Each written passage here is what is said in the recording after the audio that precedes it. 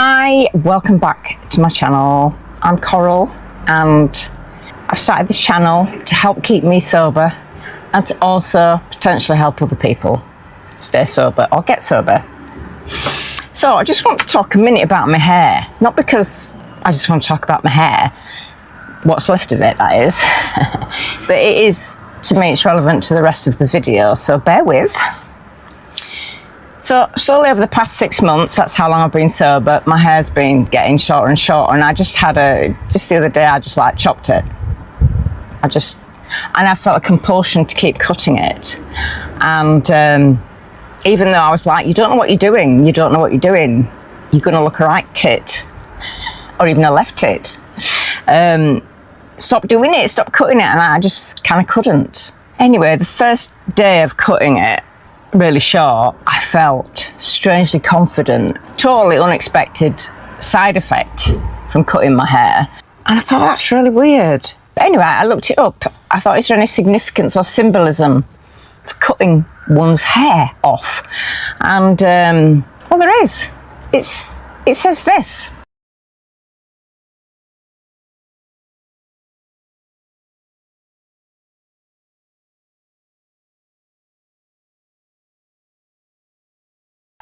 So, change, letting go, releasing the past, transformation. And that's why this is relevant to the rest of the video, because that's what it feels like. I've cut off the past. I've released it. Some of it anyway. I'm not saying that, oh, right, I've reached enlightenment now and I don't have to learn or grow anymore. But it's a new phase of life, and I believe it's come about because of the 6 months of sobriety. And it's the first time in 6 months that I've felt this level of probably change within me. I mean, you will be changing slowly, I guess, with each successive month. But this feels more significant, I suppose. I think, I've had long hair. I mean, it's got shorter over years, but for all my life I've had sort of longish hair, and felt that, because it is seen, I think, by people in general or society, or maybe it's just men, I don't know, that long hair is associated with femininity, attractiveness. And I've always needed to feel or be attractive, try to be attractive to the opposite sex, because if I wasn't, I had no worth as a person. And I know that's crazy, of course. And, 6 months ago, if you'd have said to me, you're going to cut your hair off and it's going to be really, really short, I'd have said you're insane. That's never going to happen. But here I am. And I think there's a liberation now. It's like my self-esteem, my confidence has gone up a notch because I've cut my hair off and because I've been sober. And what a wonderful benefit, unexpected benefit. I don't say it's the best haircut. I'm not a hairdresser. I've done it myself, and I'm not even sure it suits me particularly. But it's like, it doesn't matter. It'll grow anyway. And I might grow it a little bit longer. But I can't see me having long hair again. So it's like significant of a new chapter, which has come about because I've stopped drinking. So addiction, a dependency on alcohol, or cannabis, or any drug really, or any behaviour that takes you away from what's happening right now, your feelings, reality, it keeps you stuck. I think it keeps you stuck. Because I've said before, you might think about change, you might think about your relationship, it's past its best, I really need to end it, but because it's going to probably bring up difficult feelings, you think, oh no, I'll just have a drink instead, I'll just smoke a joint instead, I'll deal with that another day. But then you go through the same thing and you don't deal with it another day. Or you might think, oh, I need to change my job, it's making me miserable. But because change is something we can be afraid of, because it's the unknown, and we like to have control, we like to know what's going on, we might avoid changing something. And having an addiction will kind of keep us stuck in that. We like the familiar. So at least, we've got a job, we don't really like this job at all, but a different job, well, new people, I've got to get used to doing different things. What if I don't like that? What if it's worse? Oh, but what if it's better? Or a relationship, or if I end this relationship, will I find anybody else? Well, there's only one way to find out, isn't there? And is it the right reason to stay in a relationship because you're afraid of being alone? I don't think so, personally. And you're doing a disservice to the person you're stopping with as well. So we avoid these changes because we're afraid, and alcohol will keep us stuck there, or cannabis or whatever. So I've got a friend, he's not a drinker, but he smokes cannabis every day, and he has done for years.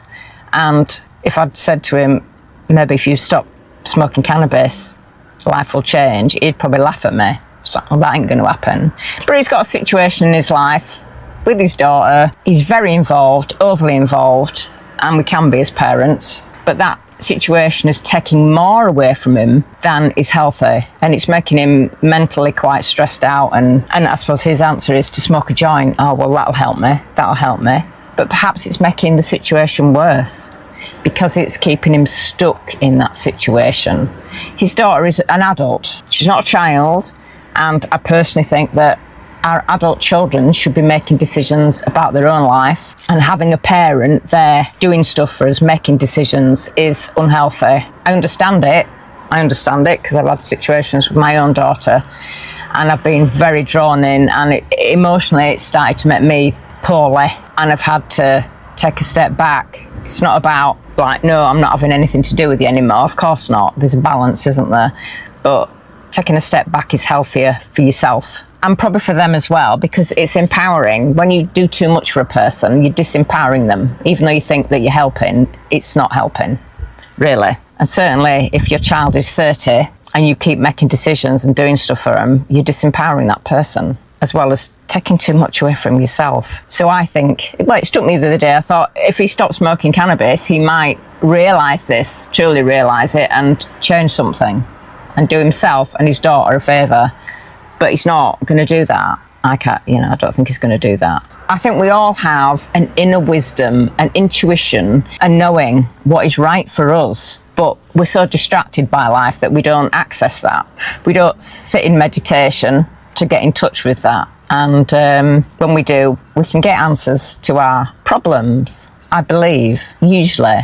And when you've got an addiction, it's almost like it creates a barrier. This is my belief. It creates a barrier to that wisdom, which is obviously not helpful. I feel the past 6 months I've become more in tune with my inner wisdom.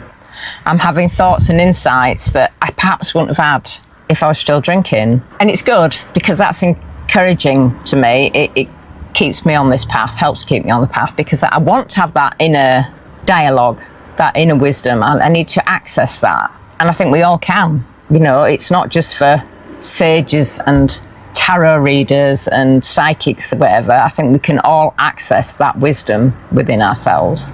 But we have to allow a space for it and stop drinking to try and deal with things, or smoking cannabis or whatever it is, because that stops it, I believe.